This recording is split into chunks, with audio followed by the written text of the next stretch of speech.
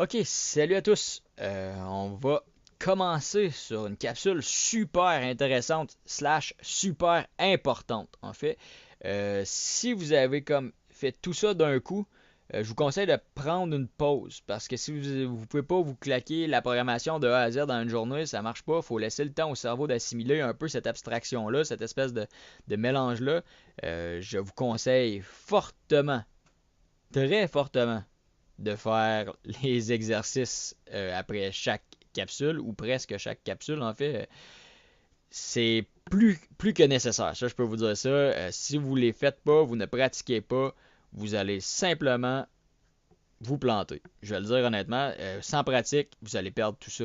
Donc prenez le temps de faire les exercices et après, si vous c'est déjà fait, tant mieux pour vous. Sinon, après, revenez aux conditions. Les conditions, c'est pas nécessairement complexe, mais c'est important de bien les cerner. Puis la syntaxe diffère un petit peu de ce qu'on fait habituellement. Mais vous allez vous habituer très rapidement. Et en plus, Visual Studio est quand même super sympathique. Il vous aide beaucoup à vous rappeler des syntaxes. Donc, c'est quoi une condition? Une condition, en fait, c'est s'il arrive ça, fais ça. Si l'âge est plus haut que 18, tu peux faire ça. Si ton nom était égal à ça, tu peux avoir accès à ça. T'as-tu un mot de passe? Quel est le mot de passe? On veut dessus. Est-ce que c'est ce que la personne a rentré est le bon mot de passe? Si c'est le bon mot de passe, on lui donne accès. Ça peut être n'importe quoi. Ça veut dire si j'ai une balle et avec de la physique, elle va tomber. Euh, les conditions dans la programmation, c'est la base. Sincèrement, les variables, c'est cool, mais là, vous avez vraiment une question d'espèce de décision à prendre. En fait, vous faites prendre une décision à votre ordinateur selon les paramètres que vous lui établissez. C'est la base de l'intelligence artificielle, en fait.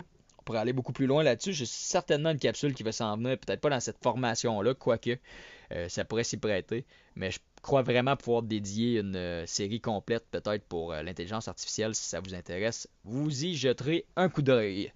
Donc, allons-y avec les conditions. On va commencer par se créer des variables qu'on n'aura pas besoin de rentrer nous-mêmes. On va les rentrer par l'ordinateur. Donc, on va lui mettre âge, simplement. C'est l'exemple le plus typique. Peut-être un petit peu dommage, mais on va y aller comme ça. Âge 17.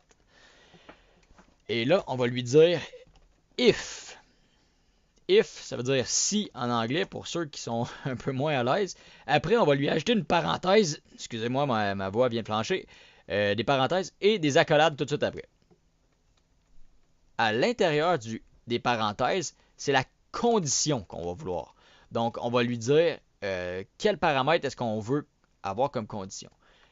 Nous, c'est âge, évidemment. Et là, on va évaluer l'âge. On va lui dire si l'âge est égal à 17, on va lui faire faire quelque chose.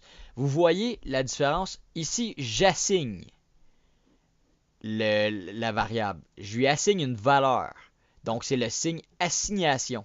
Si je veux savoir si quelque chose est égal, c'est double égal. C'est strictement égal. Informatiquement parlant, c'est nécessaire. Donc, si vous faites juste égal, ça ne fonctionnera pas.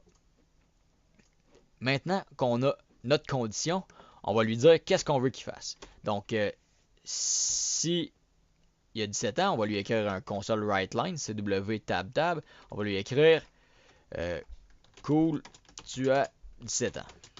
Ça n'a aucun rapport. Et après, vous voyez, si on faisait juste play là-dessus, il nous dirait simplement cool, tu as 17 ans. Et voilà, parce qu'on a 17 ans en haut. Mais si j'écrivais 16 dans mon âge, par exemple, il nous écrirait simplement rien. Parce qu'il n'y a pas d'indication. On peut lui faire des conditions comme ça se fait très bien parce qu'on n'est pas obligé d'avoir une répercussion à une négation. Ce qui veut dire, je pourrais simplement lui dire si ça c'est cliqué, tu vas aller à cette page-là, mais je ne ferai pas un sinon, entre guillemets, ou un else qu'on va appeler nous. On ne fera pas un else, ok, si tu cliques pas, ben il y a quelque chose qui se passe. Là. Non, il n'y a juste rien qui se passe. Donc c'est possible de le faire. Ensuite, on peut ajouter un else si on veut lui ajouter la seconde condition, ce qui veut dire si tu as 17 ans, tu vas écrire cool, tu as 17 ans. Et si tu dans le fond, si tu n'as pas 17 ans, on va lui écrire simplement tu n'as pas 17 ans. On écrit ça comme ça, on appuie sur play. Là, il va me dire, tu n'as pas 17 ans. Donc, si on rechange ça, par exemple. Cool, tu as 17 ans. Donc, notre système fonctionne. Vous voyez, c'est assez simple, c'est rudimentaire, évidemment. Mais vous venez de voir quelque chose qu'on n'a pas parlé encore, qu'il s'agit des comparateurs. Les comparateurs, il en existe plusieurs, mais c'est très, très, très, très simple. Le égal étant le plus compliqué, j'imagine que vous ne serez pas trop intimidé par ça. Donc, vous avez premièrement le plus petit. Si l'âge est plus petit que 17, on pourrait l'écrire, ou plus petit que 18, là, ça serait peut-être plus logique. Plus petit que 18, tu es mineur et tu es majeur. Donc, si je suis plus petit que 18, il va me dire que tu es mineur. Sinon, il va me dire que tu es majeur. Parce que si je suis pas plus petit, ben, je vais être plus grand. Donc, là, il me dit tu es mineur. Si j'écris 22, tu es majeur. Et si j'écris 18, il va faire quoi? Il va me dire que je suis majeur, évidemment. C'est un petit peu logique. Mais faut juste comprendre que des fois, pour éviter les ambiguïtés ou pour des raisons vraiment utiles, on pourrait lui dire plus grand aussi en passant, plus petit, plus grand, et il y a un peu le plus grand, plus petit ou égal à 18. Donc là, ça aurait plus de sens parce que là, il va nous dire, même si j'ai 18 ans, il va me dire que je suis mineur. Donc, ça serait plus le contraire. Si je suis plus grand ou égal à 17, plus petit ou égal à 17, ou je ferais le contraire, je pourrais inverser les deux, mettre plus grand ou égal à 18 et il me dirait que je suis majeur. Donc, faites juste l'essayer, vous allez voir, c'est vraiment logique. Plus grand ou égal à 65. Là, je pourrais lui écrire, si je suis plus grand ou égal à 65, je pourrais lui dire âge d'or. Trop jeune. Et voilà. J'imagine que vous comprenez un peu le principe. Là, il va me dire trop jeune, évidemment. Si j'écris 65 ici, il va écrire âge d'or. Après ça, il y a plusieurs possibilités. Et avec les if, on peut faire énormément de trucs. Mais je vais vous laisser ça comme ça pour l'instant. On va simplement s'amuser avec à entrer juste pour se rappeler comment faire. On va lui dire CW, comme ça, juste pour se donner une indication. Quel est ton âge?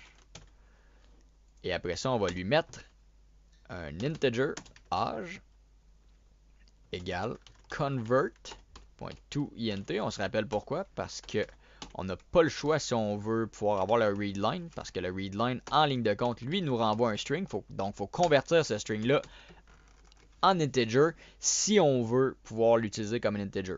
Si on veut pouvoir l'additionner ou, évidemment, le comparer, parce qu'un string ne peut pas être plus petit, plus grand ou égal. Il pourrait être égal, mais il pourrait pas être. Il n'y a pas de dimension, disons-le comme ça. Donc, si vous voulez le comparer avec un plus grand ou égal, un plus petit, comme vous voulez, ça, vous avez absolument besoin d'avoir un integer. Ce qu'on peut faire là, après ça, il demande quel est ton âge. Là, j'écris 12 ans. Il va me dire, t'es trop jeune. Et si j'écris 76, il va me dire, âge d'or. Là, après, on pourrait lui faire autre chose. On pourrait lui dire, s'il est plus grand ou égal à 76, on pourrait lui. Je sais pas si je vais trop loin. Non, je crois pas. On peut, en fait, ce que je veux vous expliquer, c'est qu'on peut ajouter des ifs dans des ifs, dans des ifs, dans des ifs. C'est là un petit peu la base, la vraie base de l'intelligence artificielle. Si ça vous intéresse, cherchez Monte Carlo Tree. C'est un principe de base de décision informatique, finalement. C'est un peu la base de l'intelligence artificielle. Donc, si ça peut vous intéresser pour la culture générale, je crois pas que vous êtes rendu là pour l'instant. On pourrait lui dire if âge est plus grand que, je sais pas, mettons 110, évidemment, c'est impossible que quelqu'un ait l'âge plus grand que 110. On va lui dire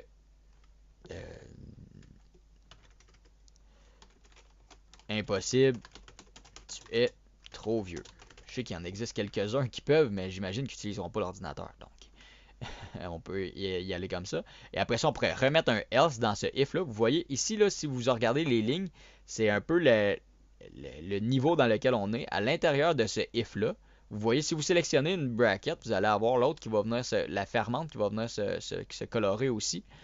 Euh, on sait qu'on est à l'intérieur de ça. J'ai un if et un else, et ça, c'est super normal, c'est bien correct. Et je vais simplement lui mettre la ligne euh, âge d'or, en fait, ce qui veut dire que si je suis entre 60 de 65 à 110 ans, il n'y a pas de problème, je vais être écrit âge d'or.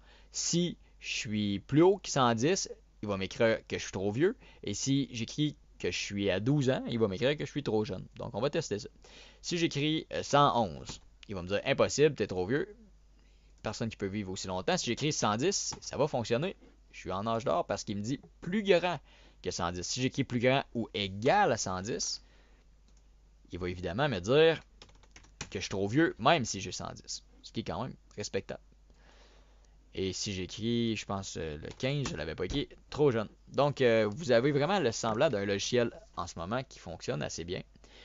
Euh, il y a toujours la possibilité de faire des jeux avec ça, essayer de deviner le nombre magique. Il vous manque un petit aspect qui s'appelle les boucles, qu'on va voir rapidement, pour faire un petit jeu avec ça. Mais, trouver le nombre magique, on génère un nombre aléatoire de 1 à 10 ou de 1 à 100, et il faut que la personne le trouve en X nombre d'essais, par exemple. Et si elle ne le trouve pas, ben, elle est éliminée en 10 essais. Si elle le trouve, ben bravo, tu as gagné. Vous avez un petit peu la base d'un jeu. Il vous manque, comme je vous dis, la boucle. Donc, je ne sais pas si vous avez besoin de voir le code. Essayez de ne pas copier-coller le code, ce qui veut dire prenez le temps de le comprendre. Vous avez la chance d'avoir ça en vidéo pour pouvoir le remettre si jamais vous êtes bloqué. Évidemment, si vous êtes vraiment bloqué, n'hésitez surtout pas à me contacter. Ça va me faire plaisir de vous aider en personne ou sur Skype, peu importe. Je suis là pour ça.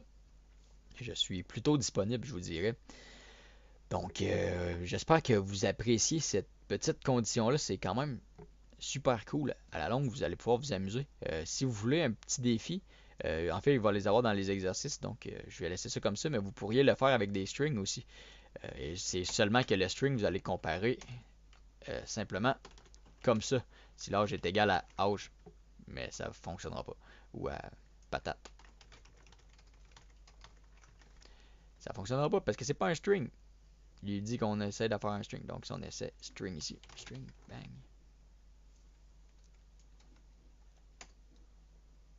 Je suis en train de faire vraiment de l'improvisation. Quel est ton nom? On va changer ici pour non. Non égale patate. On va enlever tout ce qu'il y a à l'intérieur là. CW.